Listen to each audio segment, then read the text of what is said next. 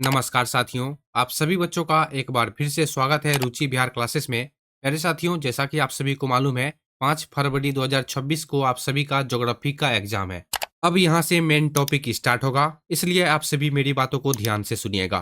प्यारे साथियों, बहुत सारे बच्चे ने कमेंट किया है कि सर देखिए ना, हम सभी का एग्जाम जो है वो बहुत ही नज़दीक आ चुका है और ज्योग्राफिक में हम सभी का अच्छे से अभी तक तैयारी भी नहीं हुआ है। और ऐसी स्थिति में सर हमें क्या करना चाहिए? सबसे ज़्यादा इम्पोर्टेंट कौन-सा चैप्टर है और कौन-सा ऑब्जेक्टिव क्वेश्चन पढ़े जिससे हम सभी का अच्छा मार्क्स आ सके? कौन-सा सब्जेक्टिव क्वेश्चन पढ़े जिससे हम सभी का अच्छा मार्क्स आ सके? तो प्यारे साथियों, मैं आप सभी को बता दूँ, अगर आपका सब्जेक्ट है ज्योग्राफी, तो यह वीडियो आपके लिए एक गोल्डन चांस होगा। अगर आप इस वीडियो को मिस कर दोगे, तो आपका लगभग 15-20 नंबर माइनस हो सकता है 2026 के बोर्ड एग्जाम में, यानी कि 5 फरवरी को।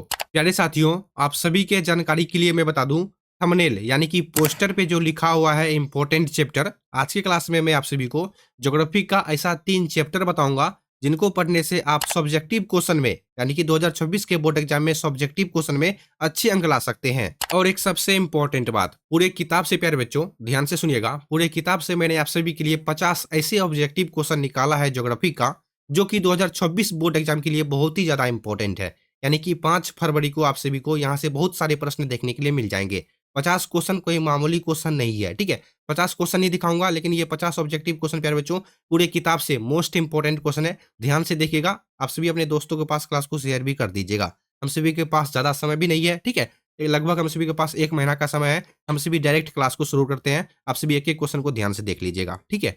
प्यारे साथियों, समय बहुत कम है, जी-जान लगा दो पढ़ाई करने में, ठीक है? लगभग मानो ना 20-25 दिन का समय है, ठीक है? ऐसे मानो कि आप सभी हम सभी का कल एग्ज़ाम है और कल हम सभी को एग्ज़ाम भी देना है, ठीक है? ऐसे पढ़ाई करोगे तो आपके दिमाग में 100% क्वेश्चन आंसर याद होगा, ठीक है? आप सभी का काम है समझना, मेरा काम है आप सभी को समझाना, ठीक है? हम सभी क्लास को शुरू करते हैं, एक-एक क्वेश्चन ध्यान से देखिएगा, ठीक है? चलिए, सबसे पहला क्वेश्चन है मोस्ट इम्पोर्टेंट। 1 सेकंड, मैं पेन का कलर चेंज कर लेता हूँ, ठीक है? आप सभी वीडियो को लाइक भी कर दीजिएगा, ठीक है? मैं पेन का कलर येलो यानी कि पीला कर लेता हूँ। देखो, भारत में पहला रेडियो कार्यक्रम कब प्रसारित हुआ प्यारे बच्चों? सबसे पहला प्रश्न यही है, भारत में पहला रेडियो कार्यक्रम कब प्रसारित हुआ? मोस्ट इम्पोर्टेंट क्वेश्चन है, वीवीआई लगाते जाओ, ठीक है? आप सभी एक काम करना प्यारे बच्चों, सभी क्वेश्चन आप सभी हो सके तो नोट करना या फिर आप सभी अपने दिमाग में ही नोट कर लीजिएगा, ठीक है? कैसे? अब देखो मैं आप सभी को थोड़ा-सा समझा देता हूँ। देखो प्यारे बच्चों, आप सभी लगभग मैं आप सभी को 1 से लेकर के 50 क्वेश्चन दिखाऊँगा। वीडियो को स्किप मत कीजिएगा, भगाइएगा मत, समझ लो थोड़ा-सा, जिसको भगाना है भगा दो, उनसे हमको कोई मतलब नहीं है, ठीक है? देखो, मैं आप सभी को 50 क्वेश्चन दिखाऊँगा, आप सभी ट्राई कीजिएगा इन 50 क्वेश्चन में आपका कितना क्वेश्चन सही हुआ था। इससे आप सभी को पता चलेगा कि आपकी पढ़ाई कैसी चल रही है कि नहीं? जैसे मान लो 50 क्वेश्चन में आपका 40 भी क्वेश्चन सही हुआ ना, तो प्यारे बच्चों समझ लो आपकी पढ़ाई 80% प्यारे बच्चों ठीक-ठाक चल रही है। आप सभी समझ रहे होंगे मैं आप सभी के साथ क्या शेयर कर रहा हूँ, ठीक है? चलिए मेरा चेहरा आप सभी को दिखाई नहीं देगा, रिकॉर्डिंग क्लास है। अगर आप सभी चाहते हो कि मैं भी डिजिटल बोर्ड पे आऊँ तो सपोर्ट करना पड़ेगा, ठीक है? खैर आगे ये तो आप लोग के पे डिपेंड करता है। भारत में पहला रेडियो कार्यक्रम प्यारे बच्चों 1923 में प्रसारित हुआ था, ठीक है? कब? तो याद रखिएगा जून में, ठीक है? जून 1923 में भारत में पहला रेडियो कार्यक्रम प्रसारित हुआ था। आप सभी याद रखिएगा। किनके द्वारा प्रसारित हुआ था मालूम है आप सभी को? मैं आप सभी को बताता हूँ, किनके द्वारा प्रसारित हुआ था। आप सभी इतना याद रखिएगा, भारत में पहला रेडियो कार्यक्रम जून, ठीक है? जून 1923 में। इस क्वेश्चन का right answer option number C होगा 1923 में। क्या आपको इस क्वेश्चन का सही आंसर मालूम था? अगर मालूम था तो कमेंट कीजिएगा, हाँ सर, ठीक है? चलिए आप सभी को 1 नंबर का प्रश्न याद हो गया। तो प्यारे बच्चों मैं आप सभी को बता दूँ किनके द्वारा प्रसारित हुआ था? तो आप सभी याद रखिएगा, रेडियो क्लब ऑफ बॉम्बे द्वारा प्रसारित हुआ था, ठीक है? रेडियो क्लब ऑफ बॉम्बे के द्वारा प्रसारित हुआ था भारत में पहला रेडियो कार्यक्रम। Option number C right answer है 1923। याद रखिएगा मोस्ट इंपोर्टेंट है और 90% चांस है ये क्वेश्चन आपको पूछ सकता है 2026 में। देखो प्यारे बच्चों, मैं भी और टीचर की तरफ 100 objective question, 1000 objective question, 200 objective question पढ़ा सकता हूँ, ठीक है? लेकिन नहीं, मैं सोचता हूँ वही क्वेश्चन दिखाया जाए बच्चों को जो क्वेश्चन पूछ सके, फालतू का क्वेश्चन पढ़ाने से क्या फायदा? ठीक है? अभी समझने का समय नहीं है, ठीक है? आप सभी क्वेश्चन आंसर को ध्यान से देखते जाइएगा बस। मैं बीच में इधर ना उधर का बातें करूँगा, आप सभी क्वेश्चन आंसर को देख लीजिए, ठीक है? देखते हैं वीडियो का लेंथ कितना लंबा हो सकता है। चलिए 2 नंबर में क्वेश्चन है प्यारे बच्चों, मोस्ट इंपोर्टेंट क्वेश्चन मैं आप सभी को दिखा रहा हूँ, ठीक है? चलिए, मानव भूगोल का जनक किसे कहा जाता है? सबको मालूम है, जिनको मालूम नहीं है नोट कर लीजिएगा, Friedrich Ratzel. Option number A right answer है, ठीक है? मानव भूगोल का जनक किसे कहा जाता है? तो फ्रेडरिक रेटजेल को कहा जाता है। चलिए 3 नंबर में देखते हैं, थोड़ा-सा दिक्कत-सिक्कत प्यारे बच्चों पढ़ लो यार, ठीक है? ठंडी है, बहुत सारे बच्चे सोच रहे होंगे, अरे यार ठंड तो बहुत है, कैसे पढ़ें? छोड़ देते हैं, कल क्लास कर लेंगे। तो ये वही बच्चे करते हैं जिनको पढ़ाई में मन नहीं लगता है, ठीक है? आप पढ़ाई कर लो, मैं आप सभी से हाथ जोड़ के रिक्वेस्ट कर रहा हूँ, 1 महीना, बस 1 महीना, ठीक है? उसके बाद जो मन होगा करिएगा। दृढ़ निश्चयवाद की संकल्पना का प्रतिपादन किसने किया? ये सभी क्वेश्चन प्यारे बच्चों, मैं इस बात को बार-बार नहीं बोलूँगा कि ये सभी क्वेश्चन इम्पोर्टेंट है। मैं आप सभी को एक बार फिर से बोल देता हूँ लास्ट बार, ठीक है? ये सभी क्वेश्चन, जितना भी क्वेश्चन आप सभी देखिएगा, ये सभी मोस्ट इम्पोर्टेंट है। पूरे 1 दिन लग गया इस क्वेश्चन को बनाने में, ठीक है? और वैसे भी मैं 1 दिन में 1 ही वीडियो बना पाता हूँ। इनका रीज़न है एक-एक क्वेश्चन इम्पोर्टेंट क्वेश्चन होता है, सबको खोज-खोज के लाया जाता है और सब कुछ से पूछना पड़ता है कि कौन-सा क्वेश्चन पूछ सकता है, ठीक है? चलिए, नव निश्चयवाद की संकल्पना का प्रतिपादन किसने किया प्यारे बच्चों? आप सभी याद रखिएगा, क्या? अल्फ्रेड हिटनर। आखिर क्या होगा इस क्वेश्चन का सही आंसर? अगर आपको मालूम है तो कमेंट कर दीजिए, ठीक है? 3 का राइट आंसर होगा option number B, Griffith Taylor, ठीक है? याद रखिएगा प्यारे बच्चों, ग्रिफिथ टेलर। और मैं आप सभी को एक बात और बता दूँ, आपको एग्ज़ाम में यानी कि 5 फरवरी को ऐसा ही क्वेश्चन देखने के लिए मिलेगा। इसी तरीक़ा से आपको पूछेगा भी, ठीक है? आपको बस एक डिफ़िकल्ट रहेगा नीचे में कि इंग्लिश में लिखा हुआ रहेगा, ठीक है? आपको तो हिंदी में जवाब देना है। नवनिश्चयवाद की संकल्पना का प्रतिपादन किसने किया था? तो ग्रिफिथ टेलर, ठीक है? चलिए, ये तीनों क्वेश्चन प्यारे बच्चों मोस्ट इम्पोर्टेंट था, ठीक है? 4 नंबर। हाँ, तो हम सभी 4 नंबर के प्रश्न पे थे, थोड़ा-सा सिस्टम में गड़बड़ी हो गया था, ठीक है? खैर कोई बात नहीं, आप सभी एडजस्ट कर लीजिएगा। 4 नंबर में क्वेश्चन है, क्वेश्चन को ध्यान से देखिएगा, ठीक है? क्वेश्चन को ध्यान से देखो, 1 महीना दिमाग में याद करना है, उसके बाद आपके मन में जो आए, विसरना है तो भूल जाइएगा, भूलना है तो भूल जाइएगा या फिर किसी और को पढ़ा सकते हो तो आप सभी पढ़ा भी सकते हो, ठीक है? 4 नंबर में क्वेश्चन है, जनसांख्यिकीय संक्रमण सिद्धांत की प्रथम अवस्था क्या दर्शाती है या फिर क्या होती है? तो आप सभी याद रखिएगा ऑप्शन नंबर ए, उच्च जन्म दर एवं उच्च मृत्यु दर, ठीक है? Option number A right answer है, ठीक है? जनसांख्यिकीय संक्रमण सिद्धांत की प्रथम अवस्था क्या दर्शाती है? उच्च जन्म दर एवं उच्च मृत्यु दर, ठीक है? सबसे पहले यही आता है, याद रखिएगा। ध्यान से देख लो या फिर स्क्रीनशॉट ले लो अगर आपको मालूम नहीं था तो, ठीक है? 5 नंबर में देखते हैं, निम्नलिखित में से कौन-सा एक मानव विकास का स्तंभ नहीं है? ठीक है? निम्नलिखित में से कौन-सा एक मानव विकास का स्तंभ नहीं है? अब देखो नीचे में थोड़ा-सा हिंट लिखा हुआ है प्यारे बच्चों। मानव विकास के मुख्यतः 4 स्तंभ होते हैं। सबसे पहला होता है समता, दूसरा होता है सतत पोषणीयता, तीसरा होता है उत्पादकता, चौथा होता है क्या लिखा हुआ है? क्या लिखा हुआ है? शक्तिकरण, ठीक है? सशक्तिकरण होता है, ठीक है? निम्नलिखित में कौन-सा एक मानव विकास का स्तंभ नहीं है? आपको पता चल गया मानव विकास का कुल 4 स्तंभ होता है, ठीक है? समता होता है, सतत पोषणीयता होता है, उत्पादकता होता है, लेकिन जनसंख्या वृद्धि नहीं होता है, ठीक है? ऑप्शन नंबर डी होगा इस क्वेश्चन का सही जवाब। डायरेक्ट बात है, ठीक है? समझ गए आप सभी? मानव विकास का स्तंभ कौन नहीं है? तो option number D right answer है। चलिए याद हो गया? नेक्स्ट क्वेश्चन देखते हैं हम सभी। विश्व का सबसे बड़ा, मेरा तबीयत थोड़ा-सा खराब है, मैं किसी शब्द को पढ़ने में कहीं पर हिचकिचा जाता हूँ, ठीक है? इसका रीज़न है खाँसी है इसलिए, ठीक है? चलिए, विश्व का सबसे बड़ा तृतीय क्रियाकलाप कौन-सा बन चुका है? मोस्ट इम्पोर्टेंट क्वेश्चन है प्यारे बच्चों, मोस्ट इम्पोर्टेंट, ठीक है? आप सभी 101% मेरे से लिखवा के ले लो, ये क्वेश्चन 100% पूछेगा। पूरे पृथ्वी का सबसे बड़ा तृतीय क्रियाकलाप कौन-सा बन चुका है मालूम है आपको? पर्यटन, ठीक है? और पर्यटन क्या होता है? मालूम है आप सभी को? तो कमेंट कीजिएगा, ठीक है? नहीं मालूम है तो आप सभी इंस्टाग्राम पे पूछ लीजिएगा, ठीक है? इंस्टाग्राम का लिंक आपको डिस्क्रिप्शन में मिल जाएगा, फॉलो भी कर लीजिएगा अपना दोस्त समझ के, ठीक है? विश्व का सबसे बड़ा तृतीय क्रिया बच्चों याद रखिएगा पर्यटन, ठीक है? Option number B right answer है। विश्व का बड़ा तृतीय क्रियाकलाप पर्यटन है। नेक्स्ट क्वेश्चन, सॉफ्टवेयर तकनीकी पार्क भारत में कहाँ स्थित है? मोस्ट इंपोर्टेंट है, मोस्ट इंपोर्टेंट, ठीक है? बताइए 7 नंबर में क्वेश्चन क्या है? सॉफ्टवेयर तकनीकी पार्क भारत में कहाँ स्थित है? तो आप सभी याद रखिएगा नोएडा में भी है, बैंगलोर में भी है, पुणे में भी है, यानी कि option number D right answer है। सॉफ्टवेयर तकनीकी पार्क भारत में कहाँ पर स्थित है? नोएडा में भी है, बैंगलोर में भी है, पुणे में भी है, यानी कि ऑप्शन नंबर डी 7 का हो जाएगा राइट आंसर, ठीक है? चलिए, छोटा-सा क्वेश्चन था लेकिन मोस्ट इम्पोर्टेंट था। 8 नंबर में, निम्नलिखित में से कौन-सा एक चतुर्थ क्रियाकलाप है? चतुर्थ क्रियाकलाप बताइए। मेरे बच्चों आप सभी याद रखिएगा चतुर्थ क्रियाकलाप के अंतर्गत क्या-क्या आते हैं बताइए आप सभी। तो आप सभी याद रखिएगा 8 का right answer option number C, सूचना का संग्रहण और अनुसाधन, ठीक है? अनुसंसाधन याद रखिएगा option number C right answer है। निम्नलिखित में से कौन-सा एक चतुर्थ क्रियाकलाप है? ऑप्शन नंबर सी, सूचना का संग्रहण और अनुसंसाधन, ठीक है? Option number C right answer है। नेक्स्ट क्वेश्चन, भारत में डिजिटल इंडिया क्या होता है? यही 5G, 4G, है ना? भारत में डिजिटल इंडिया अभियान की शुरुआत मुख्य रूप से क्या लिखा हुआ है, किस उद्देश्य से हुई थी? भारत में प्यारे बच्चों डिजिटल इंडिया जो अभियान चलाया गया है, इनका मुख्य उद्देश्य क्या था? यही पूछ रहा है क्वेश्चन, ठीक है? तो आप सभी याद रखिएगा ग्रामीण क्षेत्रों को इंटरनेट से जोड़ने और डिजिटल साक्षरता के लिए, ठीक है? डिजिटल डिजिटल साक्षरता तो आप सभी जानते हैं बड़े-बड़े टीवी लगभग 36 इंच का, 32 इंच का टीवी, यही सब होता है प्यारे बच्चों, ठीक है? डिजिटल इंडिया आप सभी समझ गए होंगे डिजिटल इंडिया क्या होता है, आजकल तो सबको मालूम है डिजिटल इंडिया क्या होता है सर, ठीक है? भारत में डिजिटल इंडिया अभियान की शुरुआत मुख्य रूप से किस उद्देश्य से हुई है? तो आप सभी याद रखिएगा ग्रामीण क्षेत्रों को इंटरनेट से जोड़ने और डिजिटल साक्षरता के लिए, ठीक है? Option number B right answer है। याद रखिएगा यही सब क्वेश्चन पूछेगा 2026 में क्योंकि दुनिया जो है बदल चुका है प्यारे बच्चों। क्वेश्चन पिछले वाला क्वेश्चन नहीं पूछेगा ज़्यादातर। क्वेश्चन बैंक ज़्यादा मत पढ़िएगा, कोई फायदा नहीं मिलेगा, ठीक है? मैं आप सभी को वही क्वेश्चन दिखाऊँगा जो क्वेश्चन पूछ सकता है, ठीक है? चलिए नेक्स्ट क्वेश्चन, पनामा नहर किन 2 पत्थरों को आपस में जोड़ती है? पत्तनों को इंग्लिश में बोलते हैं पॉट्स, याद रखिएगा। पनामा नहर किन दो पत्तनों को आपस में जोड़ती है, तो आपसे भी याद रखिएगा ऑप्शन नंबर बी कोलेन और पनामा को, ठीक है। कोलेन और Panama option number B right answer है, ठीक है। चलिए याद रखिएगा आपसे भी 10 का right answer option number B हो जाएगा।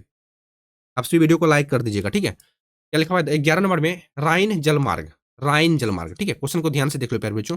राइन जलमार्ग किस महाद्वीप का सबसे महत्वपूर्ण आंतरिक जलमार्ग है, ठीक है। राइन जलमार्ग किस महाद्वीप का सबसे महत्वपूर्ण आंतरिक जलमार्ग है, मालूम है तो कमेंट कीजिए, नहीं तो मैं बताऊंगा, ठीक है। 11 का सही आंसर ऑप्शन नंबर सी होगा यूरोप का, ठीक है। याद रखिएगा। निम्नलिखित में से कौन सा एक स्थल रुद्ध पतन है, स्थल रुद्ध पतन। निम्नलिखित में से कौन सा एक स्थल रुद्ध पतन है प्यारे बच्चों, विशाखापट्टनम, मुंबई, एन्नौर या फिर हल्दिया। 12 का राइट आंसर होगा ऑप्शन नंबर ए विशाखापट्टनम, ठीक है। Option number A right answer है, आपसे भी याद रखिएगा, ठीक है।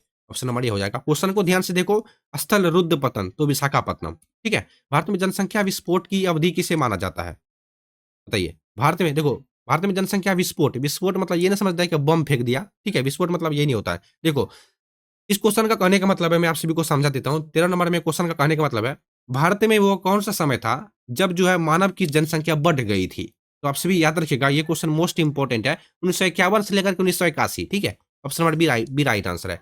भारत में वह कौन सा समय था, ठीक है, जब जनसंख्या जो है उच्च सीमा पर पहुंच गई थी। तो आप सभी याद रखिएगा ऑप्शन नंबर बी 1951 से लेकर के 1981 तक, ठीक है। याद रखिएगा 13 का right answer option number B हो जाएंगे। चलिए, आप सभी को क्लास में मजा आ रहा है तो वीडियो को लाइक कर दीजिएगा, दोस्तों के साथ शेयर जरूर कीजिएगा, चैनल को सब्सक्राइब तो 100% कीजिएगा। अगला अगर आपको और इस तरह का वीडियो देखना है तो, ठीक है। तो चलिए 11, अगर आप सभी चाहते हो कि सब्जेक्टिव क्वेश्चन भी पढ़ा दूं, वो जो मैंने आप सभी को बताया था कि मैं आप सभी को 3 ऐसा चैप्टर बताऊंगा जिनको पढ़ने से आप सब्जेक्टिव में अच्छे अंक ला सकते हो। अगर आप सभी चाहते हैं वो पूरा चैप्टर मैं आपको ऑब्जेक्टिव क्वेश्चन के साथ-साथ सब्जेक्टिव क्वेश्चन भी पढ़ा दूं, तो आप सभी कमेंट कर दीजिएगा सर पढ़ा दीजिए। बस इतना कमेंट कीजिएगा सर पढ़ा दीजिए, मैं समझ जाऊँगा, ठीक है। लगभग 5 विद्यार्थी भी मिलके कमेंट करेगा तो मैं 100% वीडियो बना दूँगा, ऑब्जेक्टिव क्वेश्चन पे भी, सब्जेक्टिव क्वेश्चन पे भी, ठीक है। और वह 3 चैप्टर कौन-कौन सा है ज्योग्राफी का, वो मैं वीडियो के लास्ट में बताऊँगा, ठीक है? कहीं पर भी बता सकता हूँ, बस वीडियो को भगाइएगा मत, ठीक है? मोस्ट इम्पोर्टेंट चैप्टर है प्यारे बच्चों। लगभग 2026 में 80% चांस है सब्जेक्टिव क्वेश्चन वहाँ से 5-6 सब्जेक्टिव क्वेश्चन पूछेगा। 15-10 नंबर तो आप सभी का बन जाएगा आराम से, ठीक है? चलिए, ये सब बात हम सभी बाद में करेंगे। 2011 की जनगणना के अनुसार भारत के किस राज्य में जनसंख्या का घनत्व सबसे कम है? 2011 की जनगणना के अनुसार भारत के किस राज्य में जनसंख्या का घनत्व सबसे कम है? बताइए। 14 का सही answer option number C Arunachal Pradesh, ठीक है। डिजिटल बोर्ड रहता है मेरे पास तो बहुत मजा आता है हम सभी को पढ़ने में, ठीक है। खैर कोई बात नहीं। 2011 की जनगणना के अनुसार भारत के किस राज्य में जनसंख्या घनत्व सबसे कम है, तो अरुणाचल प्रदेश। नेक्स्ट क्वेश्चन, भारत में प्रवास का मुख्य कारण क्या है? प्रवास का मुख्य कारण तो काम और रोजगार, ठीक है। काम और रोजगार प्यारे बच्चों, ठीक है। काम और रोजगार के लिए लोग इधर से उधर भटक रहे हैं अभी। भारत में प्रवास का मुख्य कारण है काम और रोजगार, ऑप्शन नंबर बी होगा। मोस्ट इंपोर्टेंट क्वेश्चन था। क्या लिखा हुआ है smart city mission, smart city mission का मुख्य उद्देश्य क्या है? तो आपसे भी याद रखिएगा, 16 का सही जवाब ऑप्शन नंबर बी होगा। शहरों में आधारभूत सुविधाएं और सतत विकास को बढ़ावा देना, ठीक है। चलिए अच्छे से देख लो, बिहार का सबसे बड़ा नगर कौन सा है? अगर आप सभी इस क्वेश्चन का सही आंसर कमेंट कर दिए, कमेंट बताइए, कमेंट कर दिए, तो मैं समझ जाऊंगा बहुत सारे विद्यार्थी का, जो भी बच्चे कमेंट करेंगे ईमानदारी पूर्वक, मैं समझ जाऊंगा उनका पढ़ाई लगभग 70% ठीक है, ठीक है। अगर नहीं कमेंट कर पाए तो समझ लीजिए उनका पढ़ाई साफ है 10% है, ठीक है। अगर आप सभी अभी भी अच्छे अंक लाना चाहते हो तो मैंने बहुत सारे ऑब्जेक्टिव क्वेश्चन पर वीडियो बनाया है। अगर आप सभी देखना चाहते हो तो लिंक आपको इसी वीडियो के डिस्क्रिप्शन में मिल जाएगा, चेकआउट कर लीजिएगा। बिहार का सबसे बड़ा नगर है प्यारे बच्चों, बता दूं या फिर आप सभी बताइएगा? पटना है, ठीक है। याद रखिएगा option number B right answer है प्यारे बच्चों, ठीक है। 17 का right answer option number B हो जाएंगे पटना। बिहार का सबसे बड़ा नगर है, यानी कि सिटी है पटना। नेक्स्ट क्वेश्चन, निम्नलिखित में से कौन सा एक औद्योगिक नगर नहीं है? औद्योगिक नगर क्या होता है? औद्योगिक नगर, बहुत सारे बच्चे के मन में डाउट होगा कि औद्योगिक नगर क्या होता है? धुआं वाला? नहीं, देखो हाँ, धुआं वाला भी हो सकता है प्यारे बच्चों। धुआं वाला क्या? बड़े बड़े फैक्ट्री, जहां पर बड़े बड़े फैक्ट्री है, कारखाने हैं, वही हुआ औद्योगिक नगर। और यहाँ पर हम सभी को क्वेश्चन पूछ रहा है, निम्नलिखित, सॉरी एक सेकंड, निम्नलिखित में से कौन सा एक औद्योगिक नगर नहीं है? मैं पेन का कलर व्हाइट करता हूँ, ठीक है, ताकि मैं आप सभी को अच्छे से लिख लिख के समझा पाऊँ। चलिए, निम्नलिखित में से कौन सा एक औद्योगिक नगर नहीं है? नहीं है तो रुड़की, ठीक है। देखो, रुड़की जो प्यारे बच्चों, ये शैक्षणिक नगर के अंतर्गत आते हैं, ठीक है, शैक्षणिक नगर। हालांकि इधर भी 2025-24 में यहाँ पर भी 1-2 फैक्ट्री खुल चुके हैं, लेकिन 2026 में आपको मान्यता दी जाएगी रुड़की। निम्नलिखित में से कौन सा एक औद्योगिक नगर नहीं है? औद्योगिक नगर का मतलब होता है जहाँ पर बड़े-बड़े फैक्ट्री हैं, चीनी फैक्ट्री, राइस मिल, यही सब होता है औद्योगिक नगर, ठीक है। तो जमशेदपुर में औद्योगिक नगर है, भिलाई भी औद्योगिक नगर है, सलेम भी औद्योगिक नगर है, लेकिन रुड़की जो है ना, एक शैक्षणिक नगर है। शैक्षणिक नगर क्या होता है? जहाँ पर बड़े-बड़े कॉलेज होते हैं। चलिए, कितना मजा आ रहा है। रबी फसल की क्या लिखा हुआ है? रबी फसल की बुआई कब होती है?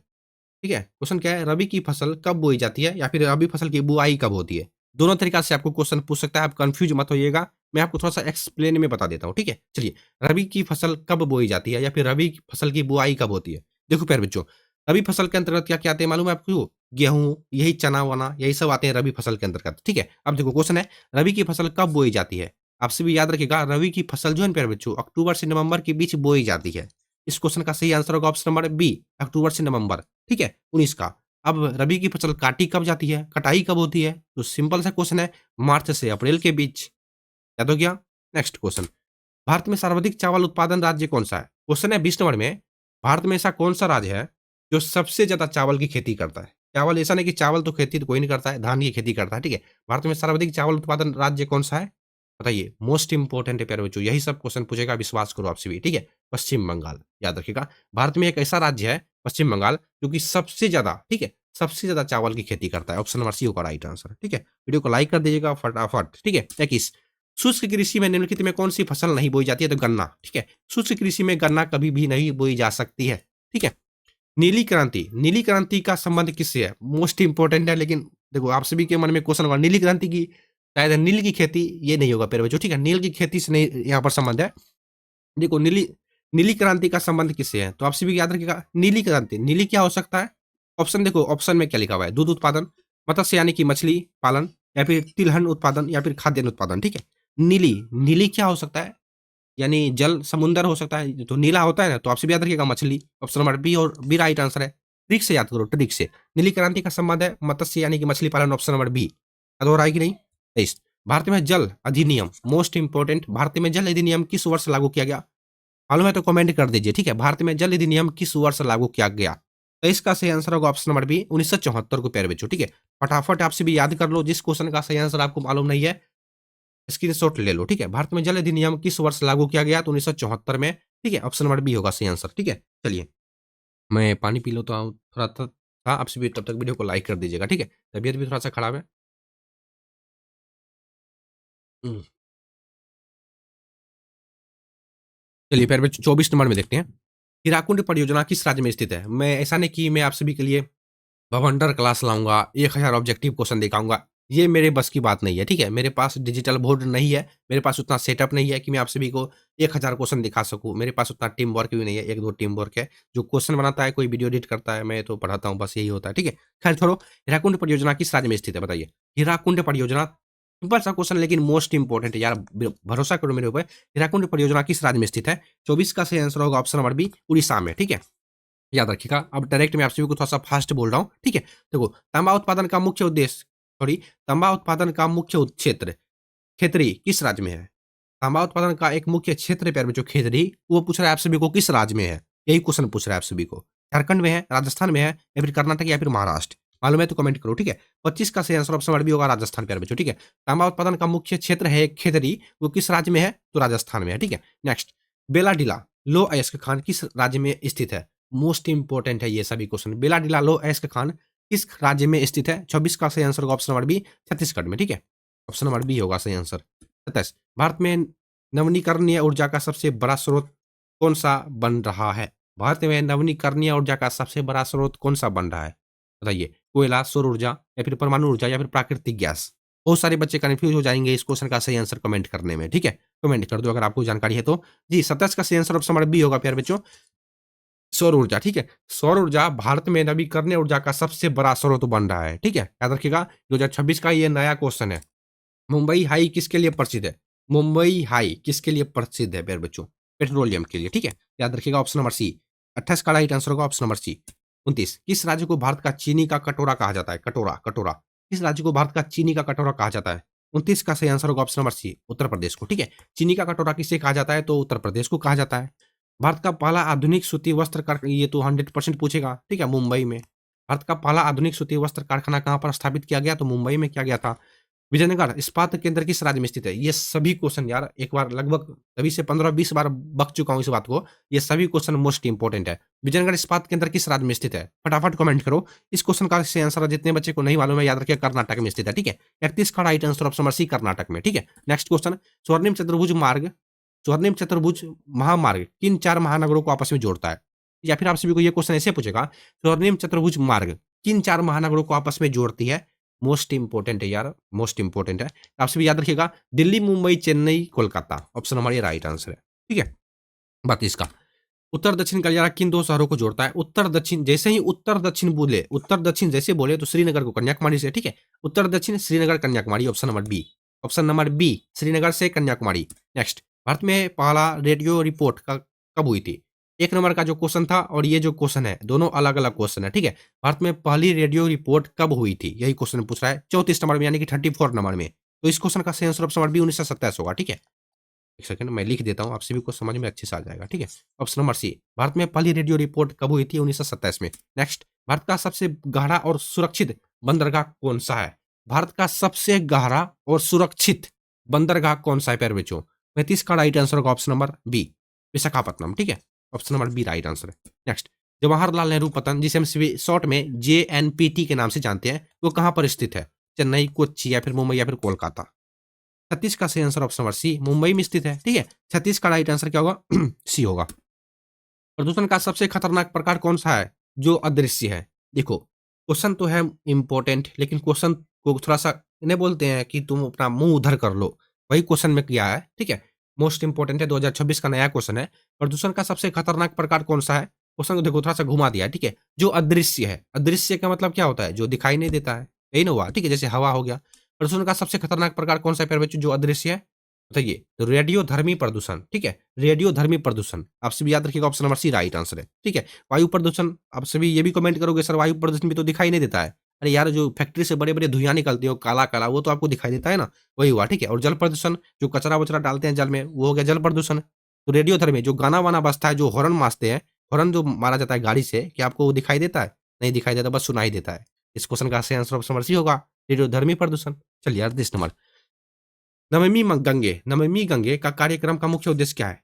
नमामि गंगे कार्यक्रम का मुख्य उद्देश्य क्या है? क्वेश्चन को थोड़ा-सा पढ़ने में गलती हो गया था। खैर कोई बात नहीं। नमामि गंगे कार्यक्रम का मुख्य उद्देश्य क्या है? 38 का सही आंसर होगा ऑप्शन नंबर बी, गंगा नदी का संरक्षण और शुद्धि, ठीक है। Option number B right answer है। 39, वायु प्रदूषण से होने वाली प्रमुख बीमारी कौन-सी है? वायु प्रदूषण से होने वाली प्रमुख बीमारी, मोस्ट इंपोर्टेंट है। वायु प्रदूषण से ऐसा कौन-सा बीमारी है जो कि 100% होबे करेगा? तो आप सभी याद रखिएगा, दमा। दमा बोलते हैं गाँव घर में, जिसे हम अस्थमा बोलते हैं, ठीक है। Option number B right answer है। 40 नंबर में, ओज़ोन परत में छेद होने का मुख्य कारण है CFC, यानी कि क्लोरोफ्लोरोकार्बन, ठीक है। एक सेकंड, ऑप्शन नंबर बी होगा प्यारे बच्चों, ठीक है। ओज़ोन, क्या लिखा हुआ है? ओज़ोन परत में छेद होने का मुख्य कारण है CFC, शॉर्ट में CFC। अगर ऑप्शन में रहेगा CFC तो टिक मार दीजिएगा, या फिर क्लोरोफ्लोरोकार्बन रहेगा तो क्लोरोफ्लोरोकार्बन में टिक मारिएगा। 41, बिहार में बिहार में क्या लिखा हुआ है? जट-जटिन। बिहार में जट-जटिन किस क्षेत्र का प्रसिद्ध लोक नृत्य है? बताइए। बिहार में जट-जटिन किस क्षेत्र का प्रसिद्ध लोक नृत्य है? तो मगध, मिथिला, भोजपुर या फिर अंग? बताइए। 41 का सही आंसर नहीं मालूम है, मैं बताता हूँ, ठीक है। मिथिला, याद रखिएगा, Mithila option number B right answer है, ठीक है। क्वेश्चन को ध्यान से देख लो, मोस्ट इंपोर्टेंट है। 2026 का ये सभी नया क्वेश्चन है प्यारे बच्चों, नया क्वेश्चन है, ठीक है। और 2026 में आप सभी को पुराना क्वेश्चन ज्यादातर नहीं पूछेगा। 50 क्वेश्चन पुराना हो सकता है और 50 क्वेश्चन नया देखने के लिए मिलेगा 5 फरवरी को आपको, ठीक है।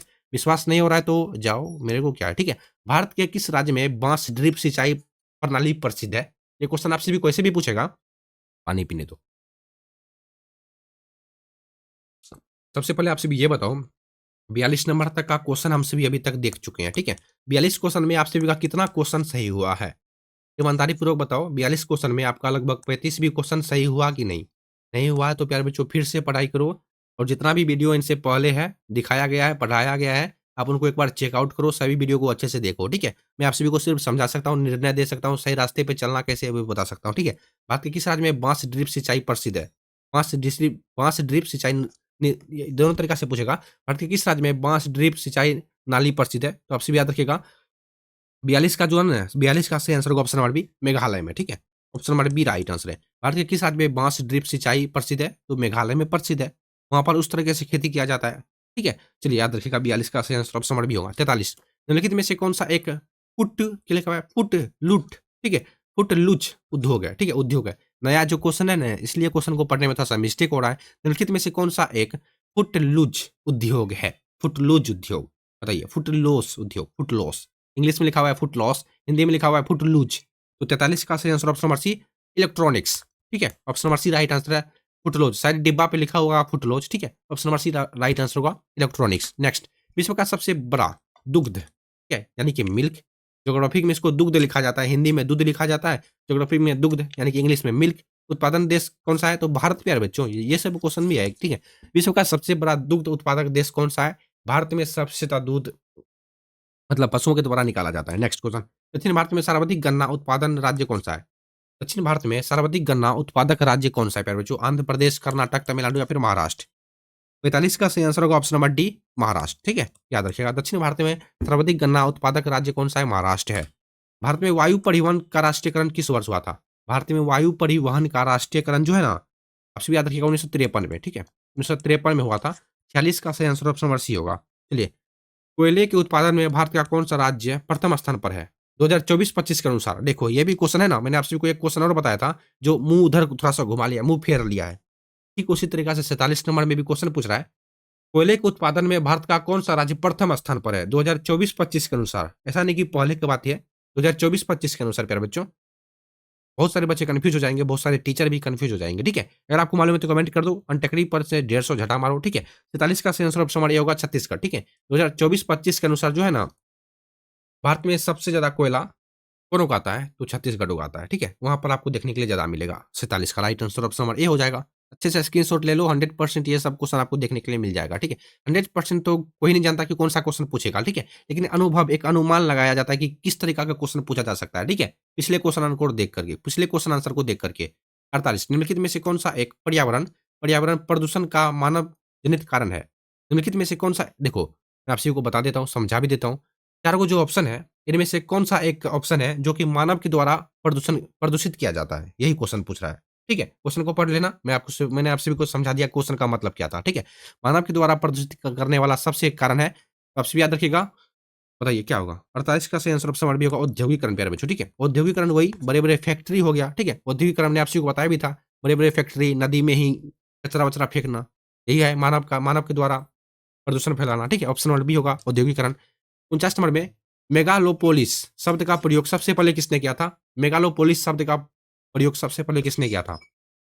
ऑप्शन नंबर ए, जीन गोटमैन, ठीक है। Option number A right answer है, जीन गोटमैन प्यारे बच्चों। 49 का सही आंसर ऑप्शन नंबर ए होगा। नेक्स्ट, सबसे लास्ट क्वेश्चन, और ये देखो क्वेश्चन क्या है, 2026 की बोर्ड परीक्षा के लिए सबसे महत्वपूर्ण अध्याय कौन सा है, यानी कि चैप्टर कौन सा है? तो प्यारे बच्चों, मैं आप सभी को बता देता हूँ, ज्योग्राफिक में, ठीक है, ज्योग्राफिक में ये 3 चैप्टर, मानव भूगोल के मूल सिद्धांत, भारत, लोक और अर्थव्यवस्था, परिवहन, संचार और व्यापार, इन तीनों चैप्टर में जितने भी सब्जेक्टिव क्वेश्चन है, अगर आप इन तीनों के सभी सब्जेक्टिव क्वेश्चन को अच्छे से याद कर लेते हैं, ठीक है, तो आपका लगभग 10 क्वेश्चन नहीं, 10 नंबर बोल रहा था, ठीक है, 10-12 नंबर 100% मिल जाएगा। यानी कि क्वेश्चन पूछ लेगा, 5-6 ऑब्जेक्टिव क्वेश्चन नहीं, 5-6 सब्जेक्टिव क्वेश्चन यहाँ से पूछेगा इन तीनों चैप्टर से। अगर विश्वास नहीं हो रहा है तो मेरी बातों पर विश्वास काफी मत करो, ठीक है। अगर विश्वास है तो 100% इन तीनों चैप्टर में जितने भी सब्जेक्टिव क्वेश्चन है, हर ऑब्जेक्टिव क्वेश्चन भी याद कर लीजिएगा। एक बात, जरूरी बात, अगर आप सभी चाहते हो इन तीनों चैप्टर को मैं अच्छे से पढ़ा दूं, ठीक है, line by line objective question subjective question के साथ, तो बस आपसे, मैंने आप सभी को बताया था, बस आप कमेंट कीजिएगा सर पढ़ा दीजिए, ठीक है। फिलहाल के लिए आज के वीडियो में इतना ही। आज का यह वीडियो आपको कैसा लगा कमेंट में जरूर बताइएगा।